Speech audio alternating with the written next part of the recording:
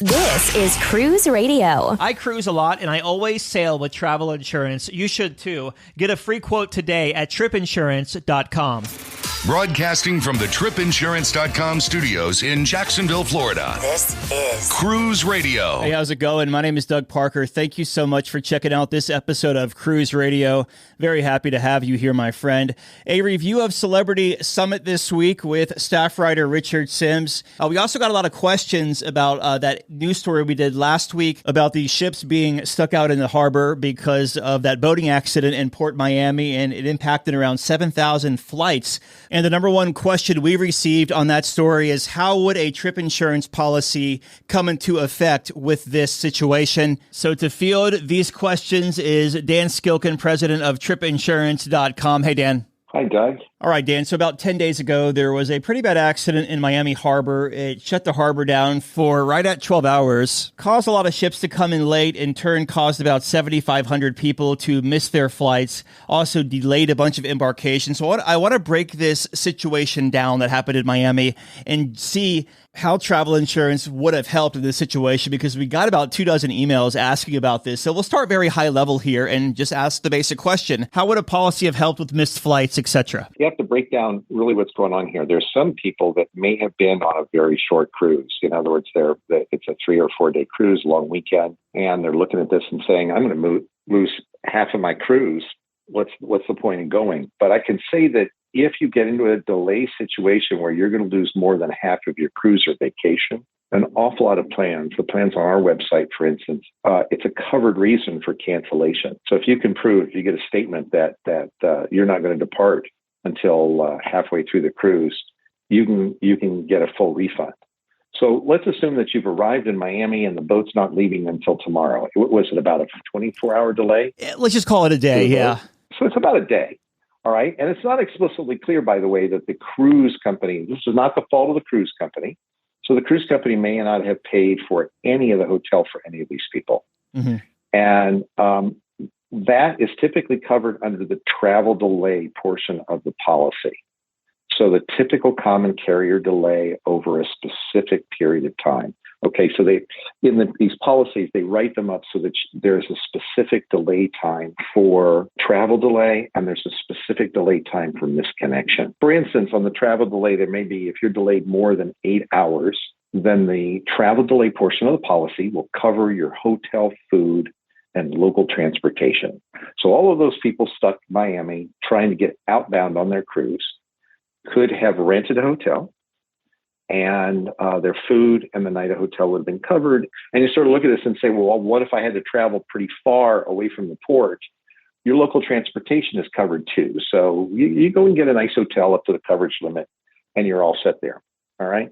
So there's always two types of connection that is typical in a comprehensive travel insurance policy. There's the misconnection benefit and the travel delay portion.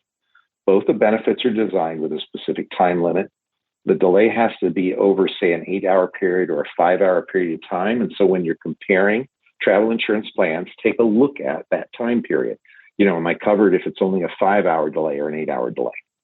And then the time limit may be different depending upon the types of coverage. Okay, so the travel delay is going to cover the cost of the hotel, food, and local transportation. If you have a travel delay for any number of reasons, this is a good example, but it could be a common carrier delay like this, a medical problem like I caught COVID and I wasn't able to get on my flights, COVID that doesn't require hospitalization, a strike, a local strike. A lot of times, France has strikes all the time, and all of a sudden I couldn't get to my flight or my flight couldn't leave, etc. The misconnection benefit covers the cost to get to your destination due to a common carrier delay. So again, the delay has to be over a certain number of hours. It's not about how long the delay was on the inbound flight, but how long the delay is on the outbound flight. So we had one customer that had a legally booked connection on an inbound international flight with a 1 hour to connect, which I think is tight to begin with, but the airline booked them on that flight. And the flight came in 10 minutes late, but American had trouble getting their bags. They had a 70-minute delay getting their bags off the flight. So they were going to miss their connection. and they were rebooked 6 hours later on a new flight home. It was a rebook delay, the trigger that caused the misconnection benefit. And so they could have gotten a credit if they didn't like those flight arrangements. They could have gotten a credit from American and bought a new ticket on another airline, and the difference in that price would be covered up to the coverage limit. We had another customer this week that was caught in the New York travel delay. So, Doug, I wanted to mention this. It's not just Miami. I mean, United has had a meltdown that's been very similar to Southwest Airlines, triggered by a lot of the bad weather in New York. Mm-hmm. And they were inbound from Europe. They were coming back from a riverboat cruise, and their international flight was late coming into New York. They basically sat at the gate in Europe and couldn't take off because of weather delays. When they arrived, they were rebooked very late in the day to their connecting flight down to Pennsylvania. When they arrived in Pennsylvania at their local airport, it was 2:00 in the morning, and they had 3 hours drive ahead of them to head home. Their car was parked at the airport, and they said there's no way they could do that drive at 2 a.m. And so they booked a hotel, and they were asking us, would this be covered under the travel delay coverage? And normally it would, except for one gotcha, just in the way in these plans are designed. It wasn't that the insurance company was trying to avoid paying them, but unfortunately, when your coverage ends on a travel insurance policy, when you return back to your home airport. And their home airport, in this particular case, was 3 hours from their house. So if they had booked the hotel in New York City and spent the night and told the airline, look, you're going to have me coming in at 2 a.m. and I don't want to do that drive. Had they just flown out the next day, the travel insurance would have covered the extra cost of the hotel, but it won't cover it in this particular case when they land back in their home port. So I think it's that misconnection benefit and the travel delay coverage that is a huge advantage when you are taking a cruise like this and want to make sure that you're covered in the event that, for instance, in Miami, you couldn't get on the boat. So, Dan, how would it work then? For instance, okay, all of these ships were supposed to be in and docked by 5:30 on Sunday morning. They didn't actually get in until almost 10 hours later, so around 3:00 or so, which caused, I think, like 50% of the guests to miss their flights. So they had to do some rebooking and all of that. Now, going back into the common carrier, so the cruise ship would be considered a common carrier, right? Exactly. Okay. So they're making a connection from one common carrier to another. Gotcha. So let's say 7,500 people either missed their flight or couldn't get out on Sunday. They had to get hotels and all that. Would a travel insurance policy cover them because it's from one common carrier, the cruise ship, to another, which would be the airline? Yes. So if they had booked their airline through the cruise company, typically the cruise company would try to help them. So let's assume they had booked their own flights, and now they've missed the flights that they booked themselves. In this particular case, it's covered under the misconnection benefit. The delay is over a certain period of time. They now have to rebook their flights. So they have an option, the people coming in, if I'm delayed over a certain period of time, the travel insurance is going to cover the extra cost to buy another ticket or any of the extra costs to be rebooked on the airline that they were on, and is going to cover the night in a hotel if they need to spend a hotel night in Miami. So it's a huge benefit because the neither the cruise company nor the airline is responsible for their night in a hotel if they book their own airline reservation. The cruise company is not going to cover their extra cost. And the airline looks at this and said, you missed the connection. I don't have any responsibility for the fact that the cruise came in late. So these are the areas where you really want to have travel insurance. You know, we've talked before about why to get travel insurance for the medical benefits. This is a great reason on why you need travel insurance, because these things happen. So this has me thinking about something that happened to me 2 weeks ago. I was flying from Manila to Dubai and then to New York City. So I touched down in Dubai after 9 hours from Manila, get a text from United. Your flight has been canceled. Let's try again tomorrow. Here's your hotel. They put me up at the Ibis Hotel in Dubai. But if I wanted to, could I have grabbed a hotel up to the coverage amount and it had been covered if I filed the claim? Absolutely. In fact, most of the time when I'm traveling with travel insurance, I Great. Thank you very much, airline, for offering me a place to stay, but I'm covered under travel insurance and I can get a nicer hotel. Or the airline is booking me at some small flea bag down the street to save themselves as much money when there's a beautiful Hilton right there attached to the airport. And I can just walk to the Hilton and walk in and get a reservation. So that's the first thing. Yes, absolutely. You do not have to take, if you're on travel insurance, you do not have to take the benefit from the airline in that particular regard, nor are you necessarily limited to whatever food voucher the airline gives you. They may give you a food voucher to go to a restaurant, and it's as limited value. You've got extra money from your travel insurance to have a nicer meal. So that's the first thing. The second thing is that, Doug, in your particular case, when United canceled the flight, United is rebooking you on another United flight. Had you looked at the schedule and discovered, wait a minute, there's an American or a Delta or some other flight I can switch over to, but it's going to cost me money to do that, you're entitled to a refund from United. You book the new flight. That is covered under the Misconnection Benefit of your policy, which could have been $1,500 per person. And you buy a replacement ticket. The travel insurance will cover the difference in what you get back from United on the credit and the cost of the new flight.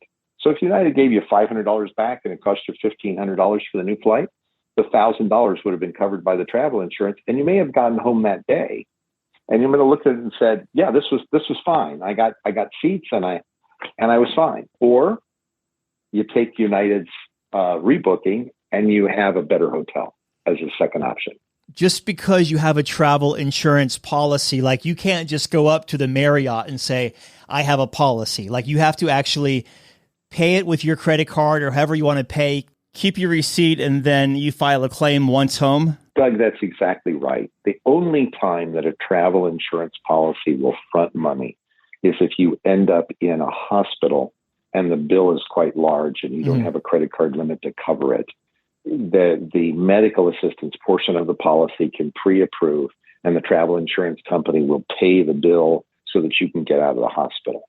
But in the case of these kinds of smaller expenses, you have to go in and put the cost of the hotel on your credit card, and then you file a claim. So it's very important that you hang on to all of the receipts, especially any benefit or anything that you got back from the airline, because the travel insurance company is going to pay you your actual loss. You're not going to make money on the deal here.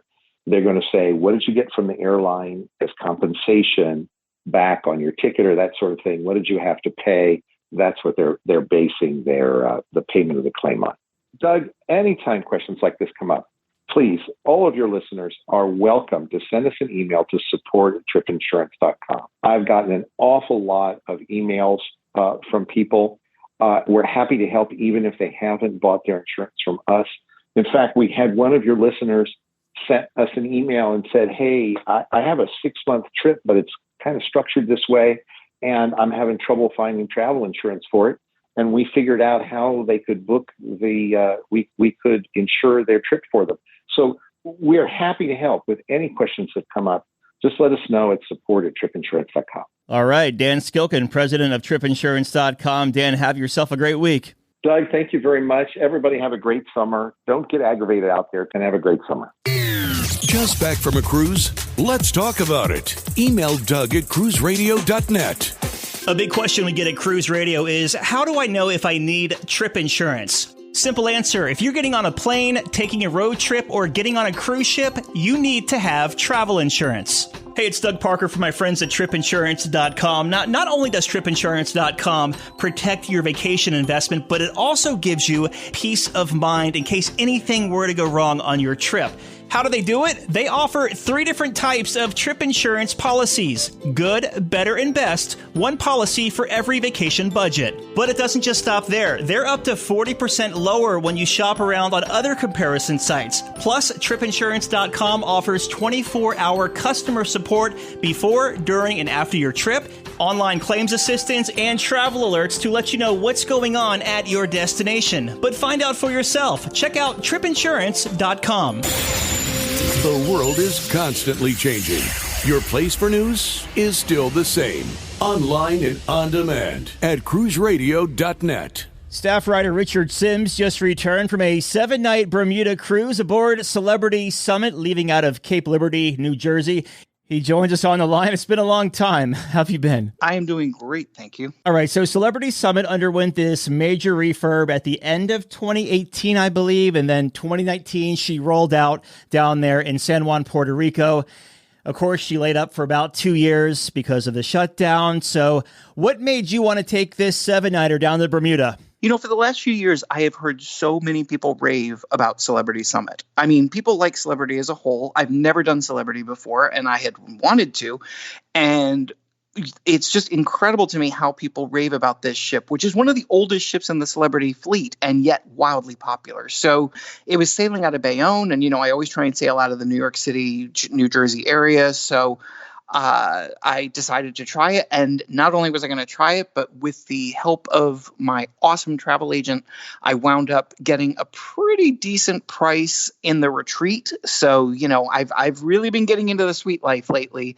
And they were right when they told me not to do it because I would never be able to go back. So far, I haven't. And it was just the perfect timing and price and everything. So I said, okay, let's do it. So you sadly no longer live in the New York City area. So did you do any pre-cruise time before you came into the big city? Nope. I had the car service pick me up here and take me right there. You're right. We're about 2 hours from the port now, which, you know, kind of sucks, but that's okay. So I got to the port, probably around 11 a.m., I guess. And it, you know, because I was staying in the retreat, they had this whole separate area for us. Now, the funny thing is, when I walked into the terminal in Bayonne, I did not go over to where you register for the retreat because there was some confusion in the terminal as to where people should go. So I just went to the normal check-in, and that took about 3 minutes, you know, so it's not like the retreat would have been any faster. Then they took you over to the retreat area, and they sit you in a nice little space with, you know, cookies and drinks and people with white gloves bringing you tasty treats. And that's sort of how you're first introduced. Right from the minute you walk in, you're really introduced to the retreat right away. So it's like Norwegian kind of when you're in the Haven?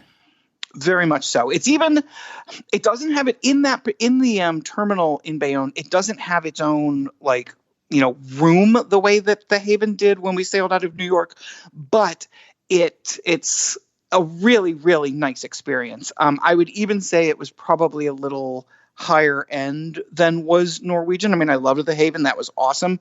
But this was, at least as far as this part of the trip, was a little bit higher end. All right. So far, we're off to a good start. It's your first Celebrity cruise ever. So what was your first impressions when you got on board? Well, my first impression was, it started even before you get on the ship. I'm sitting in the terminal and, you know, I'm with other people from the retreat. And all of a sudden, these two people, Connie and Conrad, something like that, begin introducing themselves, and it turns out they are the concierges for our sailing. And they are very, very, very funny because it's a man and a woman, and as the woman is speaking and telling us various things, he's basically gesturing. Like if she says, call me, he does the hand to the ear thing saying, call me. They were hysterical. They came around and they introduced themselves to each and every one of us, gave us their cards, said, if there's any problem, you know, take this. They then took us as a group onto the ship, which had not yet started boarding. And we went right to the lounge, the retreat lounge, and had, you know, a drink there. They had champagne for us and everything. And that was sort of how we got the first taste of the ship. So again, right from the start, really, really classy, really well done. So you're in a retreat room. How does that differ from any other room? Retreat rooms are sort of different in that they can be in almost any class. So like, for example, my room was a very unusual room. It was called an Aqua Sky class suite, which meant it had all the perks of an Aqua suite and all the perks of a Sky suite. So where that was really kind of cool was one of those suites has access to a private restaurant called Luminé, and one of those suites has access to a private restaurant called Blue.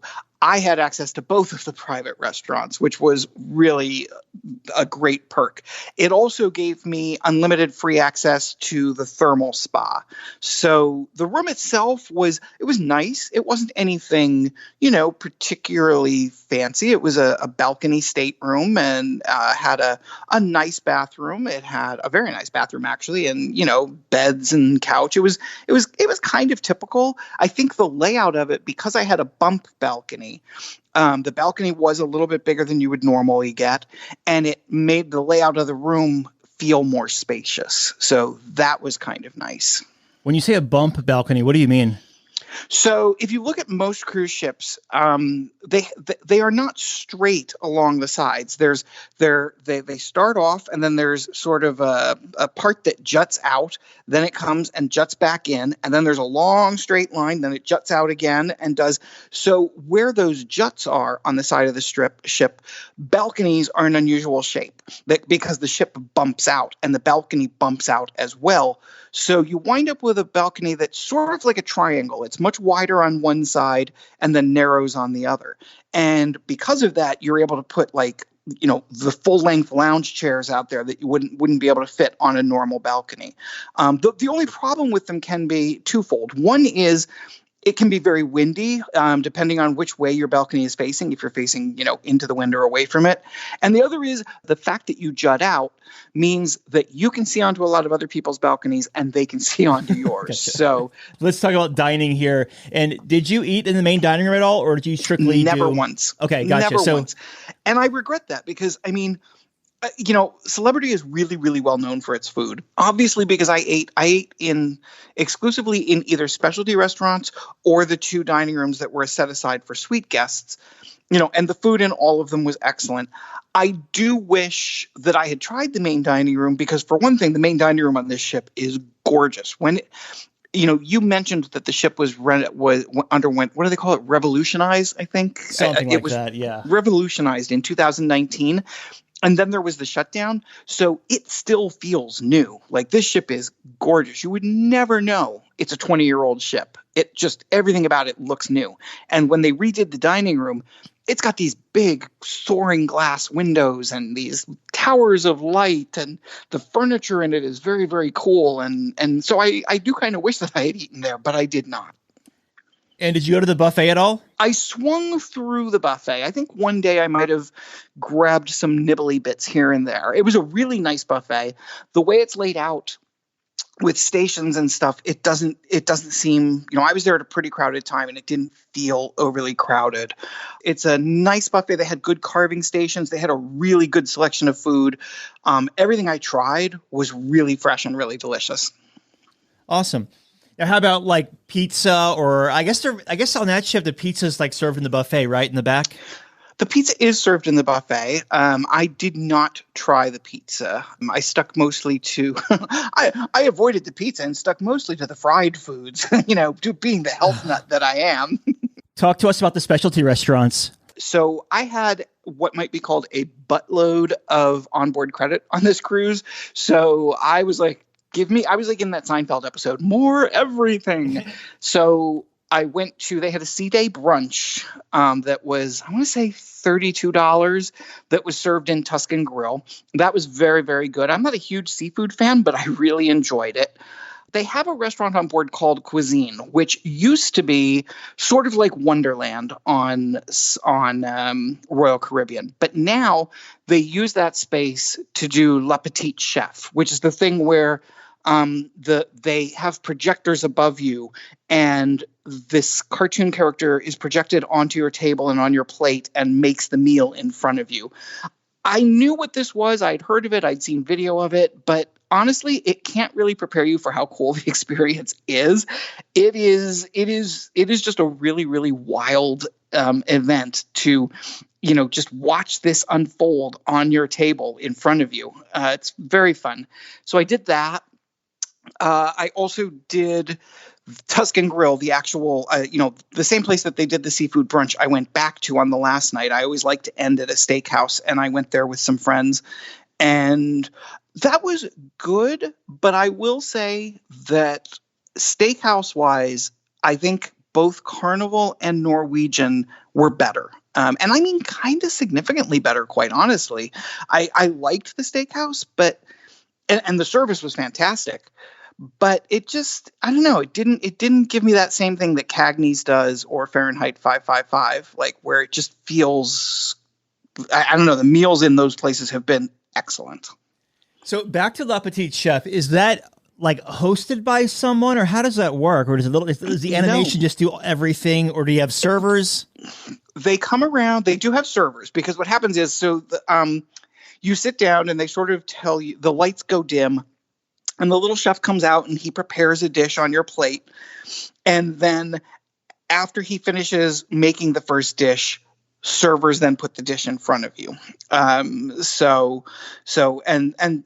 there's one thing that I would say, it's that you don't want to go to this if you're like in a hurry, because you can only be served as quickly as the slowest person in the dining room, because everybody's is done at the same time. You know, they broadcast the show on your plates all at the same time. So if you happen to have somebody in the main dining room who's really, or in the La Petite Chef space, who is a really, really slow eater, only after they finish their course and it's taken away can the animation for the next course begin. What am I missing here? How is animation cooking food? It's not. What's happening is, so let's say the course is lobster. The little chef will come out on your plate and your entire tabletop is transformed into the bottom of the ocean with this video. And he captures a lobster and brings it onto your plate, and then things go terribly wrong. The lobster tries to escape, and it actually is a little bit dark. Like, there was a kid next to me, and I was like, that kid is going to be freaked out, because every course seems to end with something bad happening to the little miniature animated chef. And then once he has finished making it on your plate, that is when people come out and they actually put it on your plate. So it's really, it's like dinner and a show, and the show is a movie, and the food is then delivered to you. But the animation is lined up with your plate. Yep, it's perfectly lined up with your plate. Wow. Yep. Okay, that's cool. So how about the entertainment on this 7-night cruise? What'd you think of it? It was okay. I kind of felt like you know how you're always walking out of shows and they're just not that interesting to you. Mm-hmm. I was not particularly, I didn't love the entertainment. It was definitely a weak spot for me. I am trying to remember, the shows. One show, I know I sat in the very back. I learned that from you, and I walked out probably 10 or 15 minutes in. It just felt very generic. It didn't do anything for me, but there was a lot of great entertainment going on around the ship. You know, and that's more something that I actually enjoy more. If you're not going to do a big splashy show that I have not seen before, you know, if you're not going to do something like they do at 270 on Anthem of the Seas, then I'm going to wander around the ship and find the musicians, maybe the piano player who's in one bar, or there was a duet or a duo who were fantastic. All right, so you cannot smoke in celebrity casinos, but did you win anything? I did. I hit a jackpot. Nice. I was playing a machine. It was one of the hit pays, whatever they're called. I don't remember. And I had been working this machine for a couple days, because it was one of those machines where you could play max bet at $1.50, and that's pretty rare. Usually, it's like $5, $6. And I actually was texting a friend back home, and I looked up and I'm like, I think I just won $2,500. And they're like, what do you mean you think? I'm like, well, it's still going and I'm not sure. I can't really read it. But yeah, I hit a $2,500 jackpot. So that was very, very happy making. The casino was nice. It's great to be in a smoke-free casino. As a former smoker, I am always tempted to smoke when I am in a casino and there's a lot of smoke. So being in that environment was, phenomenal. It was really great. And they have plenty of actual smoking spaces on the ship for anybody who wants to. I was surprised I did not hear more people complaining about the fact you can't smoke in the casino, but I think I heard one person loudly complaining. All right, so you're in Bermuda. You're docked there for a couple of days. Did you wander on and off the ship much? First day, I went into the dockyard and went over to, there's a restaurant there called The Anchor, and had an absolutely fantastic lunch there, fresh seafood, fresh calamari, stuff like that. And I wandered around the dockyard a little bit and then went back on the ship. And then the next day it rained. And the third day, because we were there for 2 nights and 3 days, third day, I am one of those people who doesn't care where the ship goes. I say this all the time. I'm all about being on the ship. I like being able to enjoy the ship while everybody else is off. So it worked out great. So 2 nights and 3 days. How far into that third day did you actually get to stay in Bermuda, or was it you wake up that morning and you're out? Yeah, we got there early in the morning on, I think it was Tuesday. Oh, the one thing I did do, I forgot. It's funny, these trips all blend together. The one thing I did in Bermuda that was really cool and that I wanted to do the last 2 times I went, but it didn't work out timing-wise. On Wednesday nights, they have something called Hamilton Nights. And I guess Hamilton, I think, is the capital of Bermuda. And you take a boat over to Hamilton, and it's like a street fair. And there's one of those amazing Junkaroo parades, and there's, lots of really good food for sale. There's restaurants everywhere, but the best part is if you wander down by the water, there's sort of the equivalent of food trucks. There's like 7 or 8 local people who are serving their food down there, and that's where I went.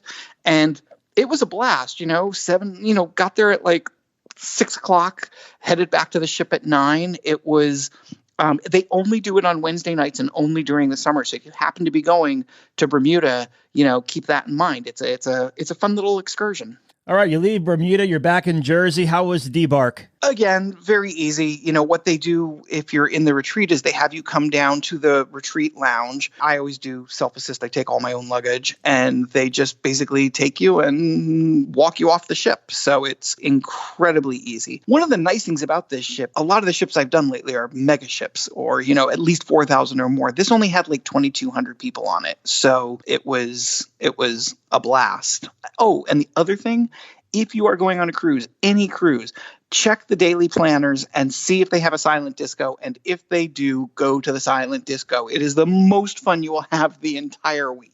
They had 2 on this one. They did one the first night out by the pool, and I was sad because I missed that. I was doing the chef's table that night because I forgot that's the other thing I did. I did the chef's table. It was great. It's a really good experience, but I much more enjoyed the one on Carnival. It was more creative, more innovative. I thought it was, this was really what you would expect from a celebrity cruise, because celebrity cruises is sort of a little bit more highbrow, if you will. So this was a little more in line with a traditional chef's table than what I had experienced on Carnival.